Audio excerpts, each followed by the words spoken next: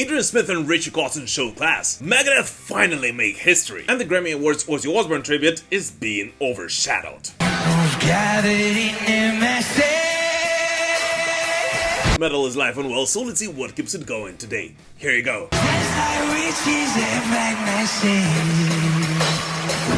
Bruce Dickinson's new chapter.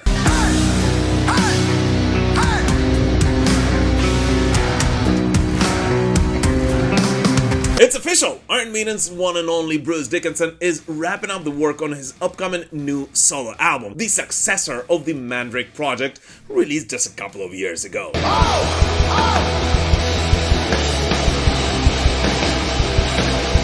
As another renowned vocalist, J. Scott Soto, shared on his social media accounts, he recently unexpectedly met Bruce Dickinson at Dave Grohl's Studio 606 in Northridge, California, right at the time when the Iron Maiden vocalist was wrapping up the work on his new solo record. Do we give a shit about the end of the world?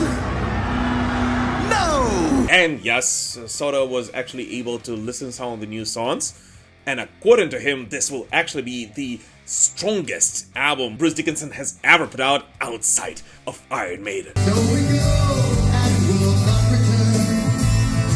Now, at least as of right now, it looks like on this solo album, Bruce Dickinson will actually not be collaborating with his longtime partner, Roy Z. But that doesn't mean that he will not be inviting somebody else to join him, as in addition to Mysteria and the other members of Bruce Dickinson's solo band, it looks like Bruce will actually be collaborating with the guys from Sepultura, including Andreas Kisser, with whom Bruce, for some interesting reason, apparently will be doing drums together.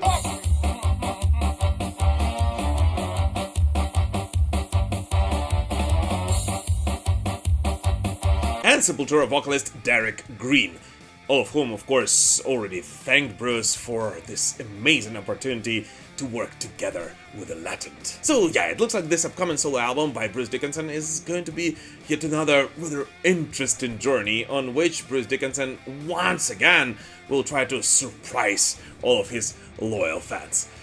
And I don't know about you, but I simply cannot wait to hear it, which apparently will happen sometime in 2027.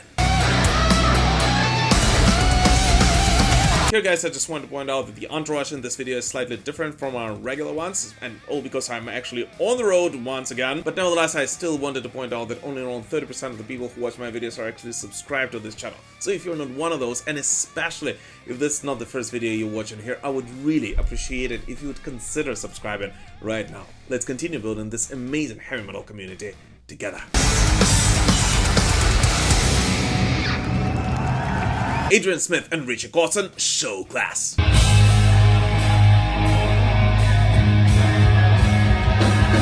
Overall, it was a great week for all the fans of Iron Maiden, as the 2026 European Smith Kotzen run has also commenced this week, with the duo of the legendary musicians kicking off their tour in Madrid.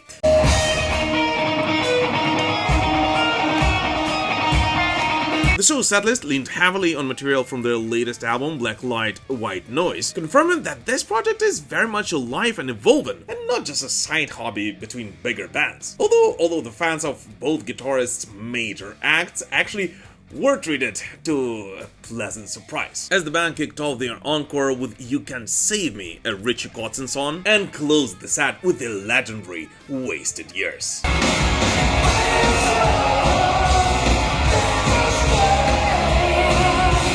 Here's the thing, I was actually lucky enough to attend one of the first shows of that tour in Barcelona, and I'm already preparing a special episode for you guys on Adrian Smith's second band with Ritchie Kotzen, to be released hopefully next week, and which will also feature a couple of rather interesting observations.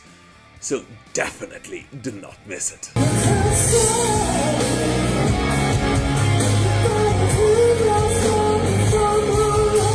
And here guys, a huge thank you to all my patrons and all of the YouTube channel members. Guys, it is thanks to you and thanks to everyone who purchased Metal Pilgrim merch like this that I am actually able to release these videos. And by the way, there is actually already a special episode on all of the covers Megadeth have ever done in their career, available for all the patrons and YouTube channel members. So definitely not miss. And also, if you would like to support the show, just know that all the links to do so will be in the description to this video.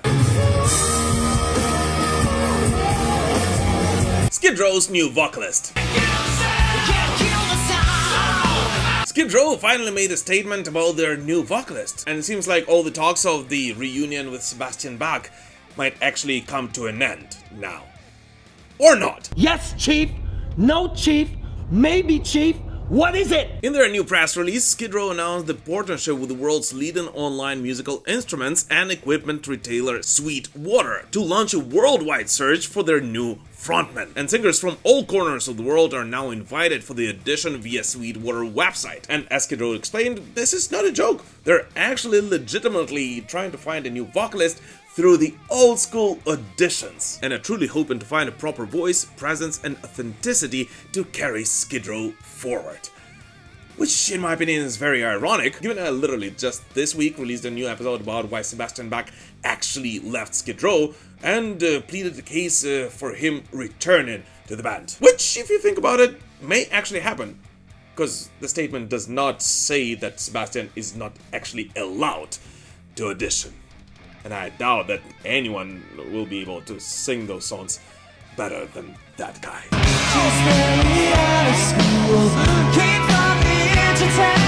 Queenless America. Legendary Queen guitarist and founder Brian May doubts that he and his bandmates will ever get to perform in the United States again. In the recent interview to the Daily Mail, May called America a dangerous place and explained that this issue goes way beyond scheduling or logistics and makes all large-scale touring there less appealing today. To the point that every European band, in his opinion, should actually think twice before going on tour in the United States. Which actually makes him extremely sad, since it was actually in the United States where Queen became the legendary band we know them for today, as it was there alone where they were able to sell 109 million copies of their records. And here's the thing, as a person who lived in the United States for a very long time, I gotta say that this piece of news actually saddens me to the core, and I truly hope that sooner rather than later the transatlantic friendship will actually be restored. At least so that we can enjoy each other's music to the fullest. Oh. Bittersweet metal.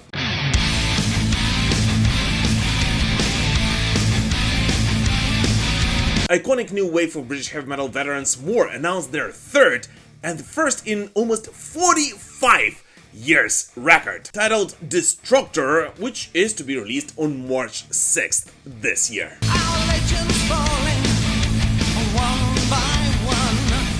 The album was recorded back in 2017, before the death of the iconic producer Chris Tsangarides, who passed on January 7th, 2018, and who did not only produce Destructor, but actually also recorded the guitar parts on it, thus making the new More album the last ever Tsangarides work both as a producer and as a musician.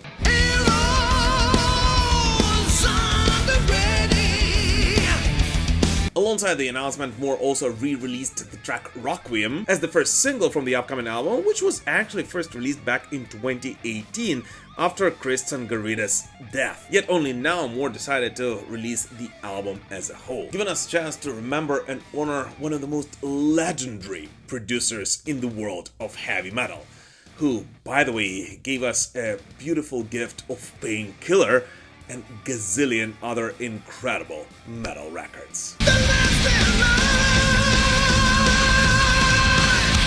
And now the time has come for your favorite part of the video, so let's take a look at 5 latest metal releases from this week, which, although did not get their own segments in this video, are still definitely worthy of your attention. Norwegian black metal pioneers Mayhem released their new album Liturgy of Death, continuing their uncompromising exploration of ritualistic atmosphere, raw aggression, and structural extremity. The record stays firmly rooted in Mayhem's core aesthetic, prioritizing tension and intent over accessibility.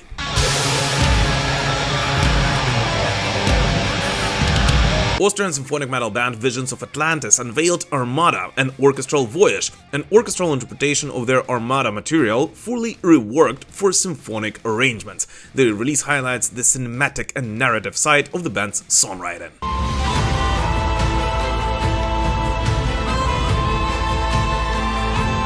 Canadian guitarist Cole Rolland released the single Breathin', featuring vocals by Alissa White-Gluz. The track blends modern metal riffing with a powerful melodic performance, marking another high-profile collaboration in Rolland's original catalog.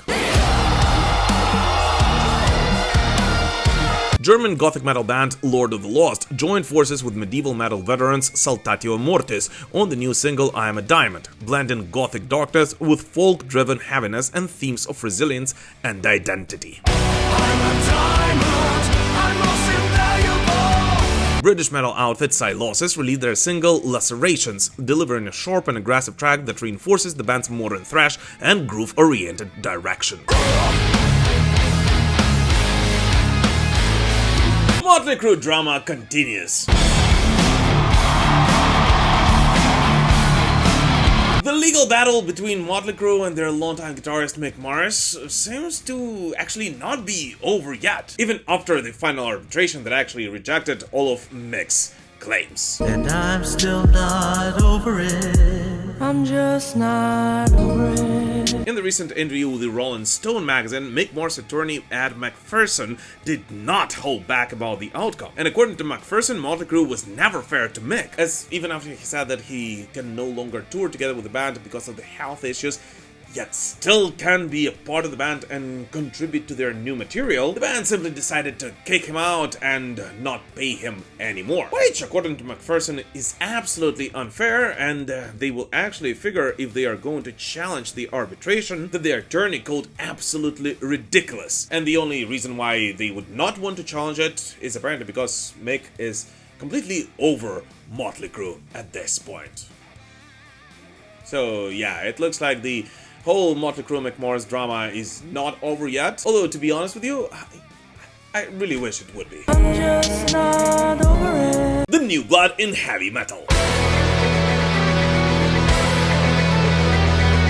One of the most exciting new bands in heavy metal, Tailgunner, have finally released their sophomore studio record titled Midnight Blitz.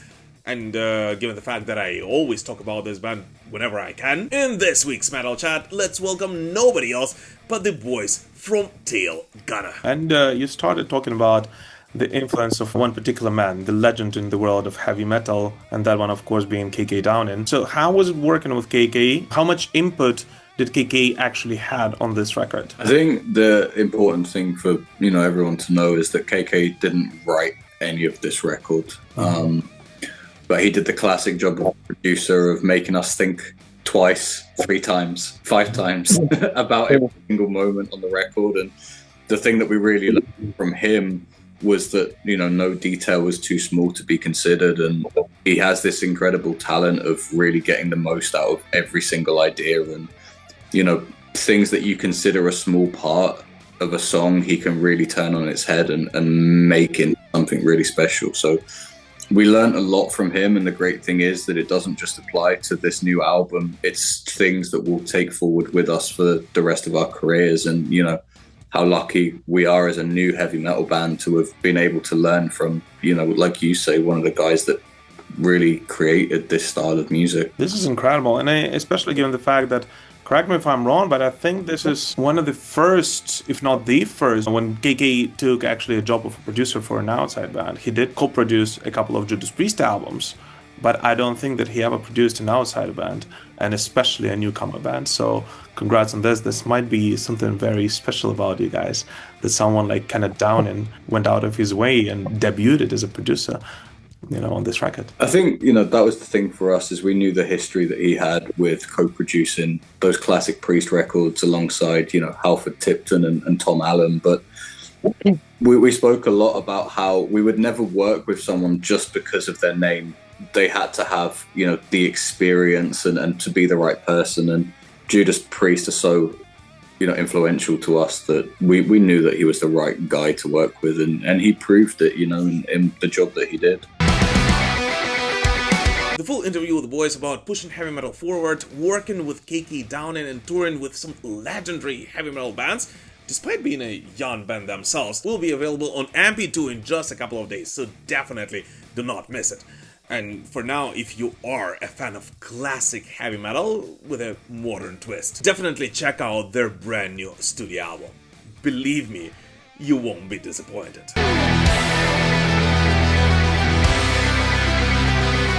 Stability at the Grammys. This year's Grammy Awards were once again, well, interesting. Oh. Now, first of all, talking about the most important stuff. This year's In Memoriam segment that honors all musicians that passed away last year was pretty much entirely dedicated by Grammy promoters to the legendary Prince of Darkness, Ozzy Osbourne, with an incredible all-star tribute to the legend. And here's the thing, I am actually as far from being a Post Malone fan as it is physically possible, but in my opinion, he simply nailed that rendition of War Pigs.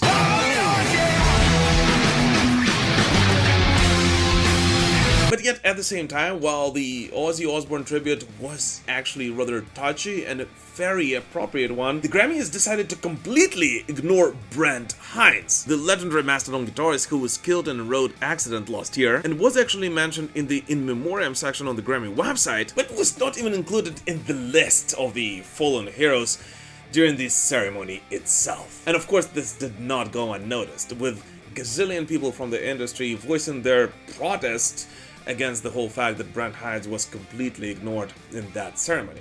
And the craziest thing is that Hinds was actually not a stranger to the Grammys. During his stint at Mastodon, the band earned 6 Grammy nominations, first of which was all the way back in 2007. And in 2018, Brent Hinds, alongside Mastodon, actually won Best Metal Performance nomination for their Sultan's Curse song from the Emperor of Sand album. So yeah, the whole fact that Hinds was completely excluded from the ceremony is a disgusting and a very disrespectful mystery, at least to me. What the fuck? Oh, and by the way, talking about the nominations themselves, while the Best Rock Performance was actually taken by Youngblood, which in my opinion was absolutely deserved, especially given the fact that he basically dedicated this victory to nobody else but Ozzy Osbourne. God bless rock music, and God bless fucking Ozzy Osbourne.